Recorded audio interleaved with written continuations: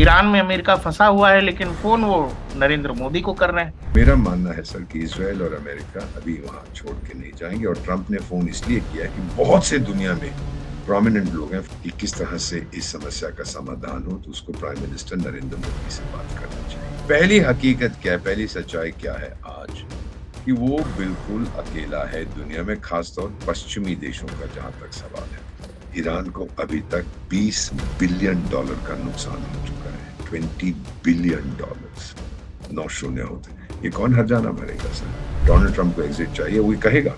आप सुन लीजिए मेरी बात, वो डिक्लेयर करेगा विक्ट्री, वो डिक्लेयर करेगा कि मैंने सब अपने ऑब्जेक्टिव अपील का, और फिर कहेगा अरे मेरे दोस्त नरेंद्र मोदी ने कहा था यार माफ कर दो। इसराइल तो नहीं रुकेगा, ट्रंप अगर चले भी जाएंगे तो भी इसराइल नहीं रुकेगा। वो इसराइल को पूरे हथियार देके चला जाएगा, जो छोड़ के चला गया था अफगानिस्तान में तालिबान के लिए, छोड़ के जाएगा। उसको कोई फर्क नहीं पड़ता, उसकी डिफेंस इंडस्ट्री इतनी तगड़ी है, और आप देखेंगे उसकी ग्रोथ भी बहुत तगड़ी होगी, क्योंकि जो हथियार बनाएगा किसी को तो बेचेगा, इसराइल को बेचेगा। अरब देश तो मान गए थे, वो कैंप डेविड अकॉर्ड्स हुए थे, वो समझ गए थे कि भाई इसराइल को हम मिलिटरीली हरा नहीं सकते जब तक अमेरिका उसके साथ है। लेकिन ईरान मानने को तैयार नहीं है। वो तो बार बार उसके नेता कहते हैं कि यहूदियों को जीने का अधिकार नहीं। आप जैसे लोग होंगे बहुत सारे, वो ट्रंप से कैसे डील करते होंगे सर? क्योंकि मैं और कोई नहीं हो सकता दुनिया में। उसने तो साफ कहा था, अंतरराष्ट्रीय कानून गया छोले खाने, मैं वही करूंगा जो मेरा मन कहता है। नमस्कार, आप देख रहे हैं डीएनपी इंडिया। मैं हूं प्रकाश ललित और हमारे साथ हैं एक बार फिर से दीपक बोरा सर। बहुत बहुत शुक्रिया हमारे साथ जुड़ने के लिए। और कहानी वही है कि डोनाल्ड ट्रंप साहब जो कर रहे हैं, और इस बीच में प्रधानमंत्री नरेंद्र मोदी साहब को फोन किया है। लोग तो कहते हैं मोदी जी डरते हैं, मोदी जी को डिप्लोमेसी नहीं आती है। ईरान में अमेरिका फंसा हुआ है, लेकिन फोन वो नरेंद्र मोदी को कर रहे हैं। देखा थैंक यू आपने? सर। बहुत बहुत धन्यवाद सर, आपके साथ बहुत अच्छा लगता है, क्योंकि मुझे खुद सोचने के लिए प्रोत्साहन आप प्रोत्साहित करते हैं, फिर मैं देखता हूं कि वे क्या हो रहा है।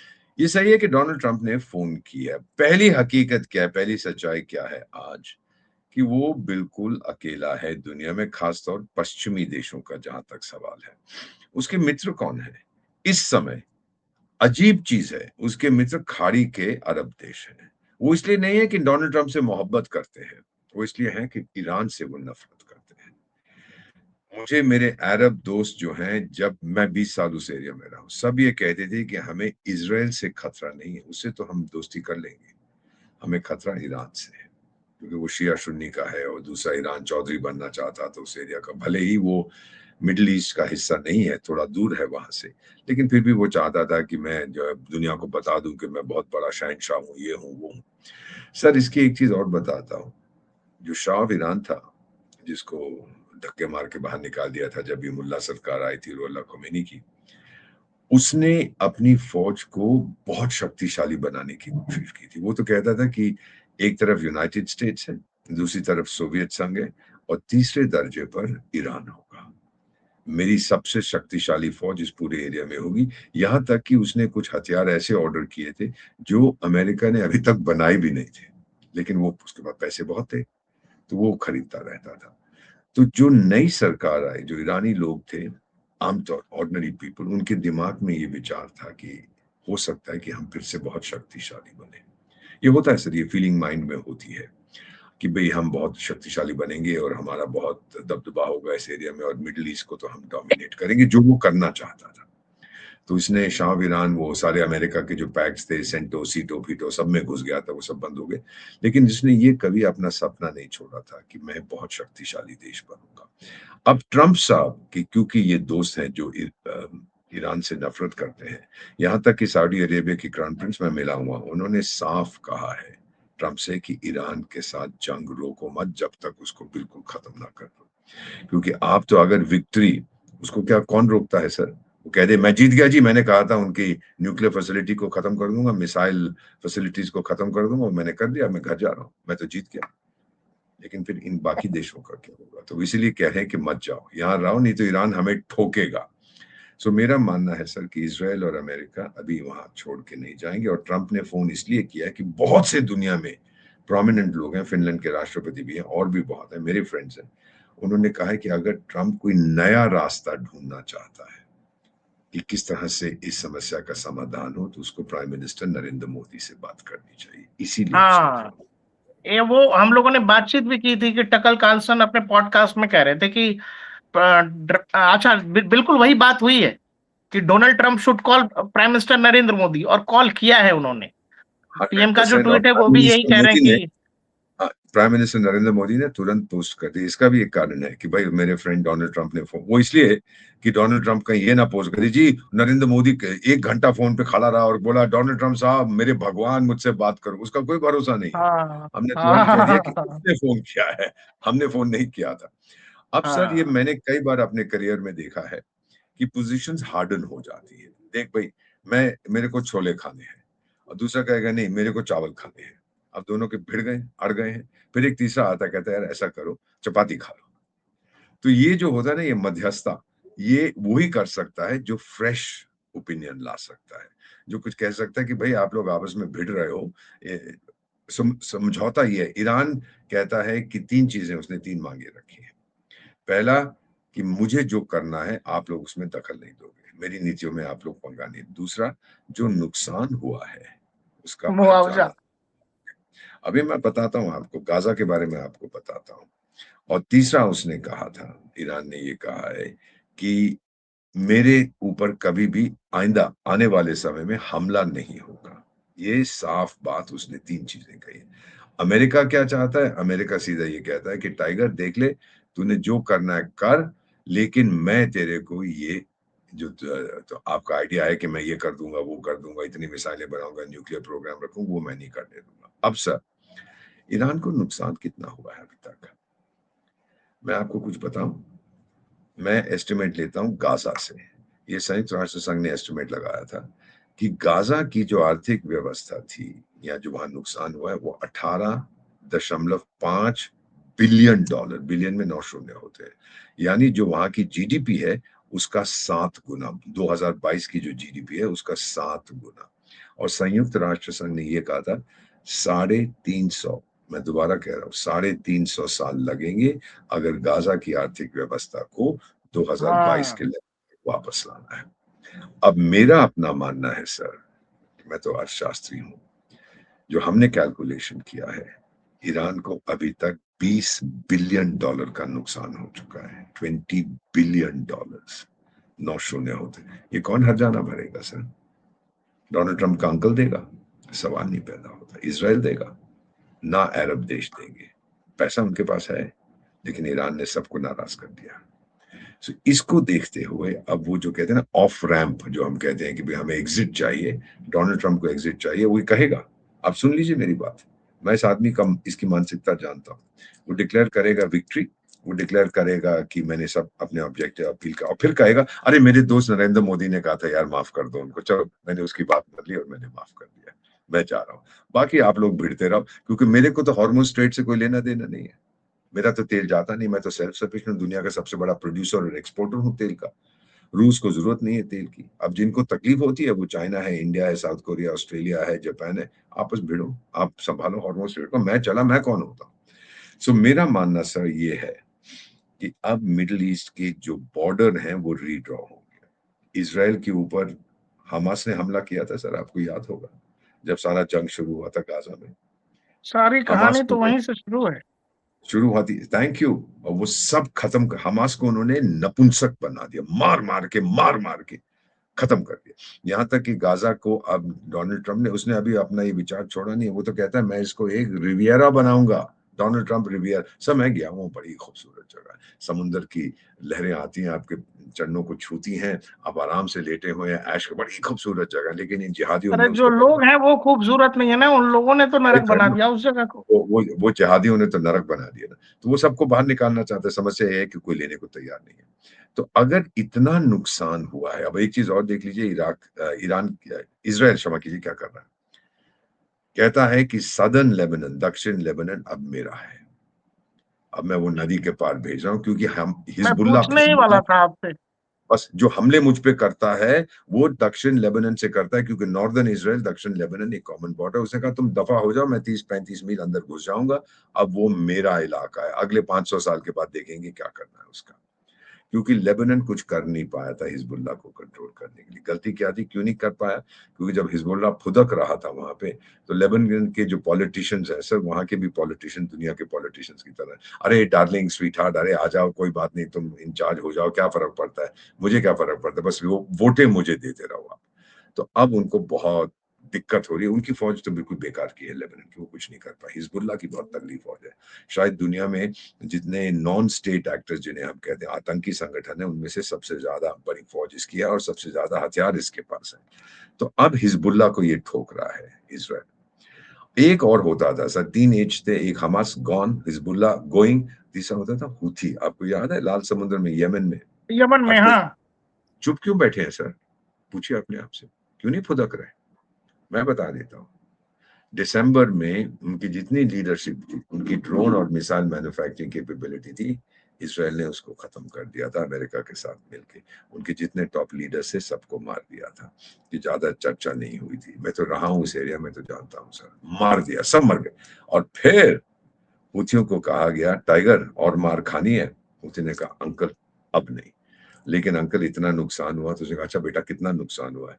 सर इतने $100 मिलियन का, चलो चेक लिख के दे देता हूँ, बस तुम मेरी तरफ आ जाओ। हूथी पहुंच गए। क्या वो कहावत है हमारा गाना, राजों का राजा रुपया, सबसे बड़ा रुपया, पैसा दो, पैसा फेंको, तमाशा देखो। वो हूथी जो है बदमाश है, एकदम नॉर्मल जो जिहादी इस्लामिस्ट होते हैं उनकी तरह है। कोई दीन धर्म नहीं है, कभी इधर कभी उधर, वो चले गए हैं।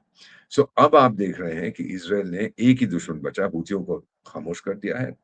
हूथियों ने यह कहा था कि हम ईरान के चमचे नहीं है। हाँ, ईरान हमारी मदद करता था, लेकिन यह मतलब नहीं है कि हम ईरान की हर चीज मानेंगे। ईरान उनसे बड़ा नाराज है। अब ईरान उन पे भी हमला करने की कोशिश करेगा बाद में। हमास तो खत्म, अब फिर हिजबुल्लाह। अब सर बात आती है कि ऑफ रैंप क्या रास्ता है, क्या होने वाला है? मिडिल ईस्ट की बाउंड्रीज रीड्रॉ होंगी। आप देख लीजिए सर, ये आर्टिफिशियल बाउंड्रीज हैं। पहले विश्व युद्ध, दूसरे विश्व युद्ध के बाद, जब ऑटोमन एम्पायर टूटा था पहले विश्व युद्ध के बाद, तो ये छोटे मोटे देश बन गए थे। सऊदी अरेबिया भी बहुत उछलता है, चलता है, तेल है उसके पास। पेट्रो डॉलर क्या था? अमेरिका ने बोला देख टाइगर, तू अपना तेल जो है वो सिर्फ डॉलर में बेच, और फिर मैं तेरी सुरक्षा दूंगा। पेट्रो डॉलर तब से शुरू हुआ। अब लोग कहते हैं जी कम हो रहा है, ये हो रहा है, वो हो रहा है। Total nonsense. डॉलर से कौन पंगा लेगा सर? कोई नहीं ले सकता। ट्रंप ने तो साफ कहा है कि अगर आपने डॉलर को कमजोर करने की कोशिश करी, मैं ध्वस्त कर दूंगा आपकी आर्थिक व्यवस्था को। उसमें इतनी शक्ति है सर। दुनिया की सबसे बड़ी आर्थिक व्यवस्था है और सबसे बड़ा मार्केट है पूरी दुनिया के लिए। पूरी दुनिया अमेरिका में बेचना चाहती है ना सर। पूरी दुनिया के लोग वहां जाना, अरे डोनाल्ड ट्रंप आज है, कल नहीं होगा, परसों नहीं होगा, देख लीजिएगा, लेकिन अमेरिका तो रहेगा। सर मैं तो कई बार जाता हूँ, इतना आपको बता सकता हूँ कि अगर मुझे कभी चॉइस मिले ना, ये मैं दिल से कह रहा हूँ, एज एन इंडियन चॉइस मिले, मान लीजिए मुझे भारत में रहने में कोई कोई कारण है कि नहीं रह सकता, भाई आप ईरान जाइए या चाइना जाइए या अमेरिका जाइए, क्या चॉइस है सर? तो अमेरिका जाऊंगा ना, सारे भारतवासी लोग चले जाएंगे वो। सो ये पहली चीज है। हमारा हमारा जो दिल है वो अमेरिका के साथ है। हमारा मन कहता है भाई कोई शांति होनी चाहिए वहां पे। So the way forward, victory declare करो, चले जाओ, और उसके बाद आराम से ये जो अरब देश हैं, ये इनको इतनी ताकत दो, अपने हथियार बेचो ताकि ये ईरान को ठोके। और बीच में बातचीत हो रही है, मध्यस्थता होगी, तुर्की में होगी या इजिप्ट में होगी या जिहादिस्तान में होगी। सर इनमें से अरब देश सिर्फ इजिप्ट है, और ईरान और इजिप्ट की आपस में बिल्कुल नहीं बनती। क्यों? एक सुन्नी है, दूसरा शिया है। और फिर ईरान कहता है इस्लामिक समुदाय का मैं चौधरी, इजिप्ट कहता है तो झापड़ मारूंगा, सबसे बड़ी फौज मेरी है, मैं तो बहुत शक्तिशाली हूं, मैं मेंबर बनू, मैं लीडर बनूंगा। तुर्की कहता है भाग जाओ, मैं तो नेटो का सदस्य हूं, मैं सबसे शक्तिशाली हूं, मेरे पास आके बात करो। और ईरान कहता है तू भी सुन्नी है, हमारी तो बहुत समस्याएं हुई हैं आपके साथ। और फिर तीसरा है छुछुंदर जिहादिस्तान, बेवकूफ लोग हैं वो। उसने शहबाज शरीफ ने पोस्ट कर दिया, प्रेसिडेंट ट्रम्प भगवान अल्लाह के आप प्रतिनिधि हैं, आप तो असली क्या उसको बोलते हैं, पैगंबर हैं। अब आप आ गए हैं तो हम लोग कहेंगे हमारे यहाँ मध्यस्थता करो। अबे ईरान 2 साल पहले तो आप एक दूसरे पर मिसाइलें ठोक रहे थे, ईरान और जिहादिस्तान। ईरान भरोसा करता है आप पे, इसराइल भरोसा करता है आप पे। दिमाग खराब है आप लोगों का। ये कुछ नहीं होने वाला। वो ट्रंप ने रीपोस्ट कर दिया ट्वीट को, तो लोग बड़े खुश, ओ जी अब तो अफगान पाकिस्तान में ही होगा। जहां पे ये बातचीत हुई ना सर, अफगानिस्तान फिर ठोकना शुरू कर देगा उसी टाइम पे। कोई नहीं जाएगा इस समय, क्योंकि अफगान लोगों ने दिखाई दिया, उन्होंने तो मिलिट्री बेसिस पर हमला किया। अभी खामोश है, देखा है आप सर, इस समय टीटीपी खामोश है क्योंकि ये बातचीत चल रही है। टीटीपी रीग्रुप कर रहा है, बलोच लिबरेशन आर्मी रीग्रुप कर रही। अगर अमेरिका के लोग वहां आए या कुछ और लोग आए बातचीत करने, फिर वो ठोकेगा। आप देखते जाइए सर, ये तो कहानी मैंने बहुत बार देखी है, ये तो बड़ा कॉमन गेम प्लान है। रीग्रुप करो, दुनिया की नजरें कहीं और हैं, ये नजरें जब उसकी शांत हो जाएंगी, तब तक के लिए आप अपना जो कहते हैं ना कहावत, उल्लू सीधा करो, अपने आप को बढ़ाओ ताकत। तो सर जैसे ट्रम्प तो कह रहे हैं कि 5 दिन का हमने दिया, वो कह रहे हैं कि कोई तोहफा भी भेजा है उन्होंने बहुत बड़ा, लेकिन इसराइल तो रुक ही नहीं रहा है। इसराइल तो नहीं रुकेगा, ट्रम्प अगर चले भी जाएंगे तो भी इसराइल नहीं रुकेगा। इसराइल तो 7 अक्टूबर के बाद से रुक ही नहीं रहा है। वो इसराइल को पूरे हथियार देके चला जाएगा, जो छोड़ के चला गया था अफगानिस्तान में तालिबान के लिए, वो छोड़ के जाएगा। अब boots on the ground sir, देखिए मैं एक चीज बता देता हूँ, लोग रेजिम चेंज की बात करते हैं ना, ये रेजिम चेंज नहीं होगा सर, ये रेजिम मैनेजमेंट होगा। ये मेरा टर्म है, रेजिम मैनेजमेंट। यानी मुल्ला सरकार रहेगी, लेकिन कौन से मुल्ला रहेंगे वो मैं तय करूंगा। वो मुल्ला ओके। रहेंगे जो कहेंगे डोनाल्ड ट्रम्प कोई बात नहीं, अरे तू तो अल्लाह का आदमी है, तू तो बहुत अच्छा आदमी है, हम तुझसे बहुत मोहब्बत करते हैं। इसको रेजिम मैनेजमेंट कहते हैं, रेजिम चेंज नहीं करेंगे, अभी टाइम नहीं है। सो अब जो मेरा मानना है कि जो कुछ वहां पे इस समय हो रहा है, जो कुछ हम देख रहे हैं कि मैंने 5 दिन के लिए सस्पेंड कर दिया, इजराइल ने तो सस्पेंड नहीं किया। और फिर सर अभी अभी 2 घंटे पहले मेरे पास खबर आई है कि अमेरिका के जहाज भी उड़ रहे हैं ठोकने के लिए ईरान को। उसने सिर्फ कहा था कि मैं पावर प्लांट्स पे हमला नहीं करूंगा, ये नहीं कहा था कि बाकी इंफ्रास्ट्रक्चर पे नहीं करूंगा। वो ठोक रहा है मजे से। कितनी मार खा सकता है ईरान है, मैं तो कई बार एडमिरेशन भी आता है, मार खाते जा रहे हैं, खाते जा रहे हैं, खाते जा रहे हैं, कब तक मार खाओगे? ताकि कोई झुकेगा नहीं, कोई रुकेगा नहीं, थकेंगे तो दोनों। तो अमेरिका की बहुत शक्ति। मैं बताऊं सर, एक इंटरेस्टिंग फिगर आपको मालूम है कि अमेरिका फाइटर प्लेन कितने बनाता है चाइना और रशिया की अपेक्षा में? रशिया 1 सप्ताह में 1 बनाता है, चाइना शायद 2 बनाता है, और अमेरिका प्रतिदिन 1 लड़ाकू विमान बनाता है। उसको कोई फर्क नहीं पड़ता, उसकी डिफेंस इंडस्ट्री इतनी तगड़ी है, और आप देखेंगे उसकी ग्रोथ भी बहुत तगड़ी होगी, क्योंकि जो हथियार बनाएगा किसी को तो बेचेगा, इसराइल को बेचेगा, गल्फ देशों को बेचेगा। और इसराइल कहेगा मेरे पैसे नहीं है, मेरे पास पैसे नहीं है, तो गल्फ देश कहेंगे यार चाचा पैसे हम दे देंगे ना, बस तू हमारी रक्षा में इन्वॉल्व हो जाए। इसराइल चौधरी, हम तेरे भाई, और फिर यहूदी मुसलमान डार्लिंग डार्लिंग सब ठीक हो गया, कोई बात। अब इनमें से कोई जिहाद की बात नहीं कर रहा। नहीं तो जब जिहादिस्तान जो हमारा पड़ोसी है, कोई बात होती जिहाद, इनमें से कोई जिहाद की बात नहीं कर रहा। ठंडे हो गए सब, ना हिजबुल्लाह जिहाद की बात कर रहा है, ना हुती फूती, सब ठंडे हो गए। जिहाद का नाम लिया तो ठोकेंगे। तो सर ये जो आप कह रहे थे 500 सालों के लिए मतलब इसराइल एक बड़ी तैयारी में लगा है, ये मतलब ऐसा तो नहीं है कि लेबनान का कुछ हिस्सा जो है पूरा बकायदा ले लेगा, कब्जा करके बफर जोन ओके ले बना के लेगा greater sir. Israel, greater 100% Israel. 67 की लड़ाई के बाद वो गोलन हाइट्स पे बैठा हुआ है। सारी दुनिया कहती है वापस करते वापस करते, कहते हैं चलो 500 साल में बातचीत करेंगे। खत्म कहानी। कहाँ वो वापस करने वाला है सर? एक बार ले लिया, कई बार लेबनान, दक्षिण लेबनान से लोगों ने हमला किया है नॉर्दर्न इसराइल पर, अब वो नहीं मानेगा सर, वो दोबारा गलती नहीं करेगा, ये तो मुझे पूरा यकीन है। और फिर मैं इतिहास में नहीं जाना चाहता कि वो यासिर अराफात बेवकूफ था, उसने ये किया वो किया, वो सब चीजें छोड़ दीजिए। आज की जो मैं 2026 में हकीकत देख रहा हूँ, एक तो बॉर्डर रीड्रॉ हो जाएंगे, अमेरिका छोड़ के चला जाएगा, इसराइल बनेगा चौधरी चौकीदार वहां पर, कि और किसी को नहीं घुसने देगा, रूस और चीन को आउट, बाहर जाओ, यहाँ नहीं घुस सकते हो, वेरी गुड, मैं बैठा हूँ आराम से, और अमेरिका पीछे से उसका समर्थन करेगा। ये कूटनीति है आज की। हमारी कूटनीति सबसे सक्सेसफुल है। यूक्रेन और रूस के बारे में भी हमसे कहा गया था मध्यस्थता करो, हम गए थे, पीएम साहब दोनों जगह गए, लेकिन वो जो यूक्रेन का सर्कस वाला जोकर है, वो उस समय हर चीज को मजाक समझता था, वो तो अपने चुटकुले सुनाने में लगा हुआ था, वो सीरियस तो था नहीं। पुतिन साहब तो सीरियस थे। फिर हमने बातचीत की थी इसराइल के साथ, पैलेस्टीनियन अथॉरिटी के साथ, गाजा के बारे में, सुनने को तैयार नहीं थे, इसराइल तैयार नहीं है सुनने को। तो आप जितना मर्जी करें, पीएम साहब बात जरूर करेंगे, नेतन्याहू से होती नहीं कि कोई कोई सोल्यूशन ढूंढो, वो बोलेगा सर आप बताएं ना क्या करें, ईरान को बोलो कि ये सब चीजें बंद करें, तो वही खत्म हो जाता है। जब आपके ऑब्जेक्टिव्स नहीं मिलते तो फिर कोई तीसरा जो मध्यस्थता करेगा। सर 2 देश जो इस समय तो 14 है ना योद्धा, सिर्फ इजराइल, अमेरिका और ईरान नहीं है, वो गल्फ देश भी तो है 11 जिन पे उसने हाँ। हमला किया। सर सो ये है। मेरा एक मित्र है, वो इजरायली कंपनी में है, तो उसका मैनेजर भी इजराइल का है। तो वो ऐसे बात कर रहा था, तो बोला कि भाई आप लोग तो लगभग सारे देशों से उलझ गए हो अभी। तो वो उसका मैनेजर ये कह रहा था कि yes we are committed and ये वंस फॉर ऑल है, हमेशा के लिए हम ये कर रहे हैं और इसमें नुकसान है हमारा, हम ये जानते हैं, ये हमारा कन्विक्शन है कि हमको करना है। तो इजराइल मतलब अगर अमेरिका वहां से लौट भी जाता है तो इजराइल थोड़ी रुकेगा दीपक सर। नहीं सर, इसको हम कहते हैं short term loss for long term gain. कि ईरान को इतना कम, क्योंकि हमेशा पंगा लिया है तो मुल्लों ने लिया इसराइल के साथ। 67 की वॉर में अरब इकट्ठे हो गए थे, क्योंकि उस समय शाह ईरान ने भी कुछ चीजें कही थी, तेल की प्राइसें बढ़ा दो, ये कर दो, वो कर दो। 73 में भी ये हुआ था, इकट्ठे हो गए थे लेकिन ठुक गए थे। उसके बाद जब से शाह गया है, ये मुल्ले सबसे ज्यादा दुश्मन है। ये तो कहते हैं कि ईरान को जीने का अधिकार नहीं है।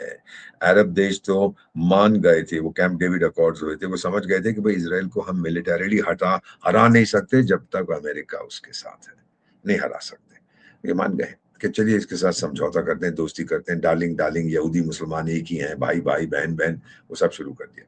लेकिन ईरान मानने को तैयार नहीं है। वो तो बार बार उसके नेता कहते हैं कि यहूदियों को जीने का अधिकार नहीं है। मैं तो सूडान में बैठा था, बता देता हूं आपको, एक इवनिंग डिनर पे, जब ये अहमदीनेजाद जो प्रेसिडेंट थे उस समय ईरान के, वो आए हुए थे। अब तो शायद उनको मार दिया है, वो किसी इजरायली हमले मारे गए। उन्होंने तो पब्लिकली कहा था डिनर पे कि यहूदियों को जीने का अधिकार नहीं है, मिटा दो इसराइल को दुनिया के नक्शे से। फिर मैं चला गया। मैंने अपने होस्ट से कहा कि मैं नहीं बैठूंगा यहाँ पर, ये मैं भारत का राजदूत हूँ, ये चीजें सुनने का मैं आदी नहीं हूँ।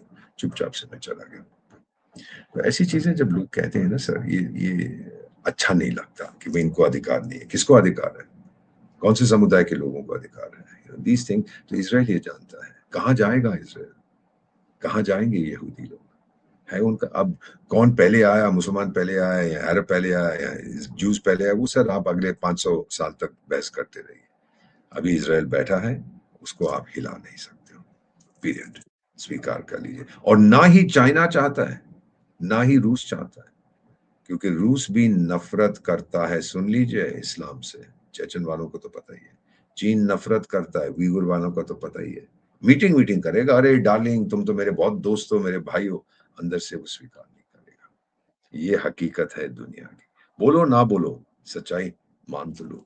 एक भगवान बुद्ध ने, क्योंकि मैं भगवान बुद्ध को बहुत मानता हूँ, एक चीज कही थी, अपने आप से कभी झूठ मत बोलो। दुनिया को जितना झूठ बोलना है बोलो, अपने आप से मत। ये कहानी है सर। सर ट्रंप जिस तरह के व्यक्ति हैं और जैसे प्रधानमंत्री को फोन किया, रोज आकर के कुछ ना कुछ बोलते हैं, अब इतना कुछ बोल चुके हैं पिछले 1 2 साल में कि कितना याद रखेगा आदमी। कोई प्रेसिडेंट जब इतना बात करने लगे, इतना बोलने लगे, हर बार जीत जाते हैं, फिर बोलते हैं नाटो वाले आ नहीं रहे हैं, फिर कहते हैं कि अरे साउथ कोरिया आ जाओ, जापान आ जाओ, चीन आ जाओ, सब आ जाओ, ये सब कर रहे हैं। वो जो उनके आसपास के नवरत्न होंगे जो उनको समझाते होंगे, बताते होंगे, जिसने किसी ने आइडिया दिया होगा कि भाई प्रधानमंत्री नरेंद्र मोदी को कॉल करो, वो लोग कैसे मैनेज करते होंगे? जो डिप्लोमेटिक लोग हैं, जैसे आप जैसे लोग होंगे बहुत सारे, वो ट्रंप से कैसे डील करते होंगे सर? क्योंकि सर, ये व्यक्ति तो अभी कुछ है, फिर थोड़ी देर बाद कुछ और हो जाता है। और इसने एक युद्ध को अपना पर्सनल ईगो बना दिया है। बिल्कुल सही कहा। इसको कहते हैं नार्सिसिस्टिक डिलूजन। नरगिसी इसकी पर्सनालिटी है। मैं और कोई नहीं हो सकता दुनिया में। उसने तो साफ कहा था, अंतरराष्ट्रीय कानून गया छोले खाने, जो ह्यूमन राइट्स हैं वो गई छोले पानी खाने। पीने। हाँ, जो भी है उसने ऐसा ही कुछ कहा था। मैं वही हाँ। करूंगा जो मेरा मन कहता है, बिकॉज मैं सबसे बुद्धिमान हूं। ये ट्रंप के पब्लिक स्टेटमेंट्स है। वही करूंगा जो मैं करना चाहता हूं, कोई मुझे रोक नहीं सकता। तो उसके इर्द गिर्द जो लोग हैं, कुछ एक मीटिंग भी दिखाई थी ट्रंप ने अपनी कैबिनेट को, तो सब कह रहे थे मिस्टर प्रेसिडेंट आप तो सबसे अच्छे प्रेसिडेंट अमेरिका के। कह रहे हाँ, फिर बोलो और बोलो और बोलो। वो अपनी तारीफ सुनना चाहता है। वो शर्म शेख में मीटिंग हुई थी ना, जिहादिस्तान का वो बदमाश अपने आप को शरीफ कहता है, प्राइम उसको मिनिस्टर खड़ा वहां कर दिया था पहुंचा, उसने, बोला हाँ भाई खड़ा खड़ा कर हो। दिया। और उसने बोला, पहली बार सब जो वो सारे यूरोप के लीडर्स भी वहां थे और गल्फ के, तो बोला उसको जाके कि प्रधानमंत्री तो अभी तक मेरे कान में जो कह रहा था वो पब्लिकली बोल। तो ये गया और ट्रम्प खड़ा होकर सुन रहा था। और वो इटली की जो प्राइम मिनिस्टर है ना, ग्लोरिया मेलोनी, जिनको मैंने सुना हुआ है, वो ऐसे कर रही, फुक फुक हंसी आ रही थी उनको। ये president Trump, you are a man of peace, आपने साउथ एशिया को बचा दिया है, आपने ये कर दिया। वो ऊपर अल्लाह बैठा है, लेकिन उससे बड़ा आप धरती पे बैठे हैं, आपको 1 नहीं 1 करोड़ नोबेल प्राइज मिलने चाहिए। क्या बकवास कर रहा था बेवकूफ कहीं का। तो ट्रम्प भी जानता है कि ये तो चापलूस है। फिर उसको जब कभी फोन करता, कहता है यार जरा किसी को भेज अपने मुल्ला मुनी, वो जो क्या नाम है, पिंजड़े वाली मुनिया, तेरा जो खेती मार्शल है, वो मेरे पास 4 जोड़े जूते पड़े हैं, खराब हो गए, जरा पॉलिश कर देगा आके, वो ठीक है, उसी काम के लायक है और किसी काम के लायक नहीं। यू थिंक अमेरिका रिस्पेक्ट करता है उसको? नफरत करते हैं उससे। लेकिन फिर समय पर कहते हैं ना, गधे को भी हम दोस्त बना लेते हैं, बना लिया, 2-4 झापड़ मार के भगा देगा। तुलसी गाबार्ड की स्टेटमेंट तो आपने देख ही ली थी कि हमें खतरा है पाकिस्तान से। और फिर वो गधा एक जो यहाँ पे उनका होता था राजदूत, सुना ना आपने सर, क्या नाम था? बासित। बाशित। हाँ, उसको बासित कहिए, मैं बाशिट कहता हूँ।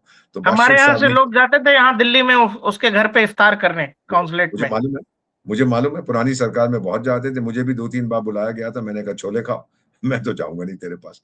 और मजेदार चीज आपको बताऊं सर, क्या कहता है, अमेरिका हम पे हमला करेगा तो हम भारत पे हमला करेंगे। यार इसका मेरा क्या इसमें क्या लेना देना है भाई? अच्छा, मैं भी फिर एक स्टेटमेंट इशू करता हूँ, सुन लीजिए। अगर दक्षिण अफ्रीका और नामीबिया के बीच में जंग हुआ तो मैं नेपाल पे हमला करूंगा। ओ भाई, इसका क्या लेना देना है मेरे साथ, गधे? नेपाल, नेपाल क्यों, जिहादिस्तान करो सर, नेपाल नहीं, जिहादिस्तान। सो बेसिकली बेटा, मैं ये कह रहा हूँ कि झगड़ा तेरा अमेरिका के साथ है, मैं कहां से, और फिर क्या कहता है बेवकूफ, कर देंगे एकदम, बाद में देखी जाएगी। अबे गधे, नागासाकी हिरोशिमा जाके देख, आज तक वो सजा भुगत रहे हैं वहां पर। नहीं मालूम? और जो लड़की उसके साथ बैठी हुई थी बेवकूफ, एक और नमूना, कर दीजिए ना, एकदम कर दीजिए। तुम क्या सोचती हो? हाँ, बॉम्बे और दिल्ली को अगर आपने परमाणु हथियार वहां पर यूज किए, हम 25 साल पीछे चले जाएंगे, लेकिन आप 50,000 साल के लिए जिंदा नहीं रहोगे। कोई वहां जी नहीं पाएगा जो हमने जवाब दिया। क्योंकि हमारा रिस्पॉन्स, ये मैं बिल्कुल पूरी अथॉरिटी के साथ कह रहा हूँ, जानकारी के साथ कह रहा हूँ, जो करोड़ों लोग आपका प्रोग्राम देखते हैं, हमारा रिस्पॉन्स, अगर हम पे परमाणु हमला हुआ, हमारा रिस्पॉन्स डिस्प्रोपोर्शनेट होगा। कि आपने 2 फेंके, हम 2 नहीं फेंकेंगे, हम 2000 फेंकेंगे। ऐसा जबरदस्त रिस्पॉन्स होगा, आप सोच भी नहीं पाएंगे। तो हाँ, बकवास मतलब करते रहे। इसका हिसाब ये कि आप एक थप्पड़ मारोगे तो उम्मीद मत करो कि एक से हो जाएगा। 10 मारेंगे, हाँ, 20 मारेंगे, 25 मारेंगे, 50 मारेंगे, ये हमारे मन के ऊपर है, या मारते रहेंगे। हम मारते रहेंगे, रुकेंगे नहीं। और ये बेवकूफ जो है, ये कई सालों से तो इसके कोई खबर नहीं थी इसके बारे में। मेरा ख्याल फिर इसने कुछ कह दिया होगा सरकार के अगेंस्ट, फिर इसको इंटेलिजेंस वाले बोले, देख भाई, तू अगर अच्छी तरह से वापस आना चाहता है तो जाके एक इंटरव्यू में ये कह दे। और वो छोकरी, हमने उसको भी सेट कर लिया, जा एक इंटरव्यू करके ये चीजें को, ये स्क्रिप्ट है, इसको बोल दियो। और ये भी बोल दियो कि अगर कोई तुझसे पूछे कि सर चलिए मान लीजिए आपने हमला कर दिया, उसके बाद कारगिल का भी सही, यही तो इन जिहादियों का दिमाग खराब है ना। कारगिल में आपने हमला कर दिया, अब तो आप खुद कहते हैं कारगिल में हमला किया, लेकिन हमने सोचा नहीं था कि बाहर कैसे निकलेंगे। अंदर घुसना तो आसान है, बाहर कैसे जाओगे? यही मान बात लीजिए ट्रम्प अगर साहब को नहीं समझ में आ रहा है। सर, क्या पहला मौका जिस दिन खामनेई खत्म हुए, वो मौका था अमेरिका के लिए निकल जाने का? 100%, काम भी हो गया था, 100%, निकल जाना चाहिए था। 100% कह के, पर मैं जीत गया, मैंने मारना उसको ठोक पीट के, और मैंने उसके न्यूक्लियर प्रोग्राम को पिछले साल ठोका था, इस साल और ठोक दिया, और मैं जा रहा हूँ। हैप्पी मैं बर्थडे, जीत गया। जन्मदिन मुबारक। मैं जीत इतना गया। लंबा नहीं खींचना चाहिए था। हाँ। मेरा मेरा अपना मानना है। अब वो पीटर हेग्सेथ को कहता है कि तूने मुझे बोला था कि ठोक उनको हाँ। जाके, हाँ। अब उसके ऊपर कह रहा है, चीजें वो बदलता रहता है। लेकिन सर, मेरा अपना मानना जो है, जो भी आप ट्रम्प के बारे में कहें, पागल है, बेवकूफ है, सर ये इसके आइडियाज बड़े क्लियर है यार, शातिर खिलाड़ी है, सर, लेकिन बिजनेसमैन है। जानते हैं, लोग ये कहते हैं कि दीपक बोरा सर ट्रम्प के फैन है, इसलिए दीपक सर ट्रम्प की कभी जो है वो नहीं करते सर, हैं, मैं बुराई नहीं उसकी करते। आलोचना जितनी मर्जी करूं, आप अपने जो भी दूसरा व्यक्ति उसकी आलोचना करो, लेकिन उसकी कमजोरियां भी समझो, लेकिन उसकी ताकत भी समझो। अगर सिर्फ कमजोरियां देखोगे तो फिर आपका पूरा असेसमेंट नहीं होगा।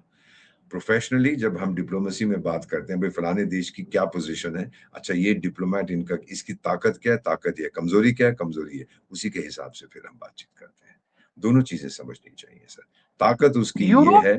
सर यूरोप के लोग क्या समझ रहे हैं ट्रम्प के बारे में? यूरोप के उनका लोग क्या? ट्रम्प के साथ वो जानते हैं सर। मैं बताता हूँ, जब मैं फ्रांस में पोस्टेड था बहुत साल पहले, मैं उनसे कहता था आप अपने डिफेंस के लिए क्या करते हो? कहते हैं हम पार्टी कर रहे हैं यार, दूसरे विश्व युद्ध में बहुत ठोका था जर्मन्स ने हमें, अब हम ऐश करेंगे। अगर किसी ने हमारे ऊपर हमला किया तो हम जाके उसको बोलेंगे अंकल सैम को, अंकल आजा बचा ले हमको, अमेरिका आके बचा लेगा। ये उनकी फिलॉसफी थी। अभी देखिए सर, जब ट्रम्प ने कहा कि आप अपने युद्ध पोत भेजो हॉर्मुज में, उन्होंने मना कर दिया। लेकिन फिर एक दिन के बाद वो डिएगो गार्सिया पे लोग कहते हैं हमला हुआ था, कोई हमला नहीं हुआ था, ये इंटेलिजेंस ऑपरेशन था। फिर सारे यूरोपियन इकट्ठे, अरे हमला कर दिया। फिर वो जो स्टारबक्स या स्टार वॉर्स जो भी है इंग्लैंड वाला, वो भी कहा मैं अपने, उसके पास 1-1.5 नाव वाली चप्पू वाली नाव है उसके पास, कोई कहता है एयरक्राफ्ट कैरियर है, वो भेज दिया वहां उसने। और बाकी लोग भी कह रहे हैं हम भी आएंगे। तो वो पूरी फिर उन्होंने उनकी अप्रोच बदल दी थी। जापान बोला मैं भी जाऊंगा वहां पे।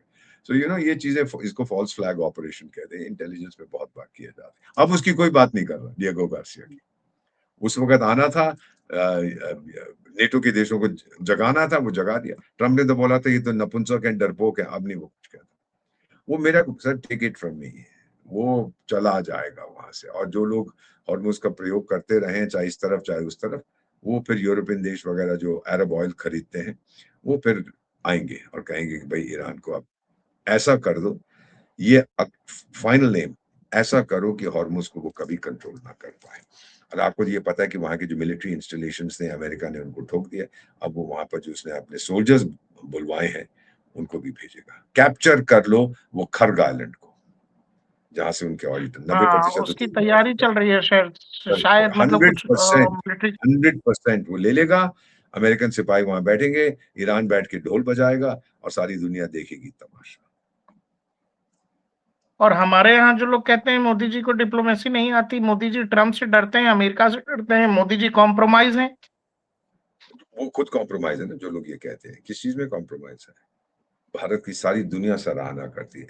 ट्रम्प ने क्यों फोन किया? ट्रम्प क्यों चाहता है हमसे डिस्कस करना? कॉम्प्रोमाइज तो ये लोग हैं जो गाली देते हैं सर। गाली गलौज करना ठीक है अपनी जगह पर, लेकिन आप सच्चाई तो समझिए। जब एलपीजी की शॉर्ट हो जी हमारी डिप्लोमेसी फेल हो गई, हमें कैसे फेल हो गई है? मोदी जी वहां गए थे इसराइल, 2 दिन के बाद हमला किया, तो मैं क्या करूं सर? वो तो 2 महीने पहले मैंने वो किया था उनके साथ। हमारी ये थोड़ा होता कि प्राइम मिनिस्टर साहब उठ के चले, चलो भाई मैं घर जा रहा हूँ, मैं उस देश में जा रहा। बड़ी प्लानिंग जाती है इसके अंदर। गए, बातचीत की, उसने हमला कर दिया, कर दिया। मुझे बताया था कि नहीं, मुझे क्या पता, आप जाके पूछे उससे। अगर आपका गुस्सा ट्रंप पे है तो मोदी साहब पे क्यों निकालते हो? अगर ताकत है, देखिए वो सर मुल्ला मुनीर ने शिया लोगों को क्या बोला है कि अगर आपको इतनी मोहब्बत है ईरान से, वहां चले जाओ।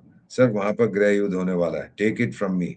और एक मुल्ला ने कहा था इसको, शिया मुल्ला ने, पिंजड़े वाली मुनरिया को, अगर तुझे अमेरिका से इतनी मोहब्बत है तो वहां चला जा। गृह युद्ध की स्थिति आ रही है, आर्थिक व्यवस्था भंग हो गई है। और अभी कुछ देर के बाद टीटीपी और बलूच लिबरेशन आर्मी वो फिर से फुदकेंगे। आप देखेंगे क्या क्या होता है सर। पाकिस्तान इतना कमजोर पड़ गया है, इतनी डेलिकेट सिचुएशन में है कि अगर उसको ट्रंप कहे कूदो, तो वो एक ही सवाल पूछ रहा है, तो कितना ऊंचा कूदना है मुझको बताइए। ये उसकी कितना हालत ऊंचा है। या कितना नीचे है? कितना सर कॉम्प्रोमाइज अगर कोई हुआ है तो ये लोग हुआ है। इनका तो कोई दीन ईमान धर्म तो है ही नहीं ना सर।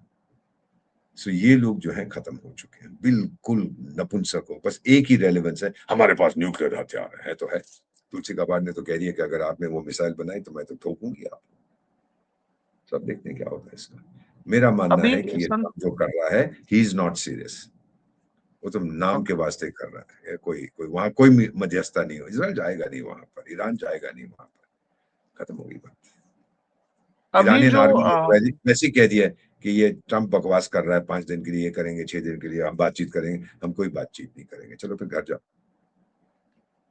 अभी जो प्रधानमंत्री ने संसद में बात रखी युद्ध को लेकर, और उसमें उन्होंने देश से ये कहा कि संकट है, हम काम भी कर रहे हैं, लोकल प्रोडक्शन हमारा बढ़ गया है, घबराना नहीं है, हम कोविड से भी निकले हैं, हम इस वैश्विक संकट से भी निकलेंगे, ये बेहद गंभीर है।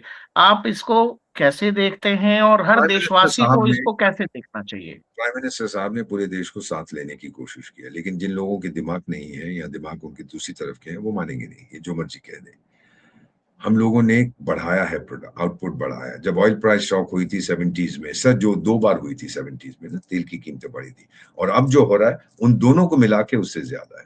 तो अब हम अपनी रिन्यूएबल एनर्जी पे फोकस कर रहे हैं, हम एलपीजी पे फोकस कर रहे हैं। लोगों से कह रहे हैं कि आप पाइप्ड नेचुरल गैस लीजिए, वो बढ़ता जाएगा क्योंकि हर आपातकालीन स्थिति में एक मौका भी होता है। And convert a crisis into an opportunity, वो कर रहे हैं। इसमें ये लोग बहुत अच्छे हैं। प्राइम मिनिस्टर्स, इनका दिमाग बड़ा तेज है and his reputation is phenomenal sir. लोग जानते हैं जो कुछ करता है ये देश के लिए करता है, इसके आगे पीछे कोई नहीं है। He has no personal interest. और इनकी जो टीम है मिनिस्टर्स की, चाहे डॉक्टर जयशंकर हो, चाहे डोभाल साहब हो, चाहे राजनाथ सिंह जी हो, चाहे जो भी इनके अमित शाह साहब हो, आउटस्टैंडिंग टीम ऑफ पीपल। और आप देखते जाएंगे सर, वो वैष्णव साहब जो रेलवे वाले हैं, जो आईटी वाले हैं, साहब आउटस्टैंडिंग ब्रिलियंट माइंड्स। हम लोग जानते हैं क्या हो रहा है, बस सिर्फ हम लोग मेगाफोन डिप्लोमेसी नहीं प्रैक्टिस करते। ये लेकर ओए मैंने ये कर दूंगा, ये कर, यार चुप करके बैठ जा। चुपचाप से हम करते हैं, वही दीपक हमारी सर, पूरी दुनिया में ऑयल प्राइसेस बढ़े हैं, अमेरिका में, चीन में, सब जगह। हमारे 100 यहाँ से नहीं ज्यादा बढ़ा है। देश। अगर प्रीमियम पेट्रोल छोड़ दीजिए, हमारे यहाँ तेल स्थिर है। इसके लिए बिल्कुल आपने सही कहा सरकार सर, को 2 से 3% लोग जो है वो प्रीमियम पेट्रोल यूज करते हैं और कोई नहीं यूज करता। तो उसको भूल जाइए। 100 से ज्यादा देशों में कीमतें बढ़ी हैं, वो परसेंटेज आप ढूंढ लेना। हम इससे कैसे बचे हैं अभी तक? क्योंकि हमारे पास रिजर्व्स हैं स्ट्रेटेजिक, 60 दिन के, उनको रिलीज करना था तो करेंगे। और लोगों से बार बार हम अपील करें। अब मिसाल के तौर पर सर मैं अपना मिसाल दे देता हूँ। हम लोग अब हफ्ते में 1 बार कार यूज करते हैं, बाकी हम मेट्रो से जाते हैं या पैदल जाते हैं, बड़ा मजा आता है, सेहत भी ठीक रहती है। तो ये चीजें दीज आर इम्पोर्टेंट थिंग्स। हम सबको मिलके, मेरी ही बिल्डिंग में सर, या मेरे साथ वाली एक बिल्डिंग में एक 80 साल 85 साल के व्यक्ति थे सर। जब महामारी आई थी ना, चाइनीज वायरस, तो उन्होंने 6 सिलेंडर ऑक्सीजन के घर में भर लिए थे। क्यों भाई? आपको एक बताया की था जरूरत आपने, है। हाँ। और फिर अल्टीमेटली आपको मालूम है ना क्या हुआ? वो खुद ही मर गया। अच्छा हुआ। तो ये लोग जो काला बाजारी करते हैं और इस तरह की, इट्स नॉट रिक्वायर्ड। सबसे बड़ा देश है, अगर देश ही कमजोर हो जाएगा तो फिर आप लोगों को क्या मिलेगा? दीपक सर, So, ऑयल रिजर्व्स की बहुत बात हो रही है, ऑयल रिजर्व्स हमारे की ऑयल बहुत रिजर्व बात। बहुत तगड़े हैं। वी हैव स्ट्रेटेजिक रिजर्व, हम बढ़ाते जा रहे हैं। बहुत से देशों से खरीद रहे हैं। जो तेल हमें बाकी देशों से आ रहा है सर, वो हम अपने रिजर्व्स में डाल रहे हैं, अपने टैंक्स में डाल रहे हैं। हमको मालूम है कभी भी स्थिति और बिगड़ सकती है और कीमत उसकी 2014 से बढ़ती है। पहले कितना रिजर्व था भारत के पास? क्या इस तरह की तैयारी थी? सर मैं आपको बता देता हूं कि पिछले 15 साल में, 14 साल में, 12 साल में, जब से ये सरकार आई है, हमारे रिजर्व, स्ट्रेटेजिक रिजर्व 4 गुना बढ़े हैं सर। अब वो अंबानी ने किया, अडानी ने किया, फलानी ने किया, यार तुमको क्या लेना देना उससे? फैक्ट इज कि मेरे पास है, जरूरत पड़ेगी तो मैं उसका प्रयोग करूंगा। एक कहावत होती है ना अंग्रेजी में, भाई कोई तोहफा ला रहा है तो उसके मुंह में अंदर झांक के मत देखो ये क्यों ला रहा है। वो लाया है तो लाया है यार, वो तोहफा रखो अपने पास। तो ये चीजें हैं सर। इस सरकार बहुत ने बहुत जो कुछ शुक्रिया किया है, दीपक सर। हमने कितना ऑयल प्राइसेस को कंट्रोल किया, और एलपीजी भी की जो समस्या है वो खत्म हो जाएगी, मेरा मानना है ठीक है, सर। Thank you sir. बहुत बहुत धन्यवाद हमारे साथ जुड़ने आपका के लिए। धन्यवाद। आपका धन्यवाद sir, thank you very much. बहुत अच्छा लगा सर, थैंक